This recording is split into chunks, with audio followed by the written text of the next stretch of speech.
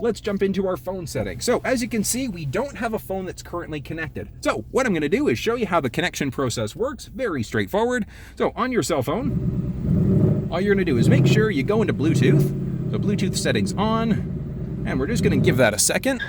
Let me zoom in, or pull this in, I should say, a little bit. We're going to add a phone. Search for your vehicle on your device and select it once it is found. Okay, as you can see, that came up very quickly, but we've got the Ford Escape on the bottom. We're just going to press that. Confirm that the pin displayed on sync matches the pin displayed on your device. And we're literally just following instructions. So we've got the pin there, which does match the pin on the screen. So we're going to hit pair and yes. For your safety, please stay alert to changing road conditions and use Sync's voice-activated features while your vehicle is in motion. Perfect. And allow contacts. Yes, we want to allow. That's the reason why we're connecting our phone. So we're going to hit allow. Now, a couple things to point out on the screen. So the phone is now connected. We've got a couple options to select. 911 Assist is going to, if you're in an accident with your phone connected and the vehicle senses that you're in an accident, it's automatically going to dial 911 for you. So I absolutely recommend keeping that one turned on. Automatic contact download. If there's a change to your contacts when the phone's connected, it'll automatically download those as well. So I do recommend keeping that one on also.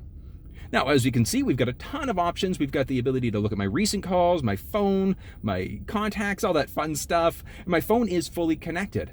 If we jump into apps, I've got LiveX Live, which is a radio app. You can use Spotify and things like that directly through the center console screen. So rather than having to flip through your phone, you can do it on this center console screen instead, which is amazing. It's great that you've got the capabilities to do that.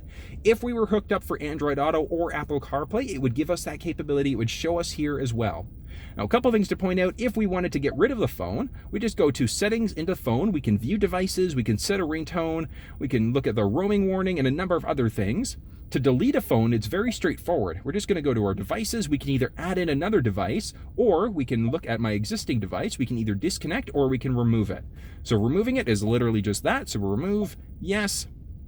And as you can see, the phone is now completely disconnected. So guys, it really is that simple. Jumping back into phone, it's now gone.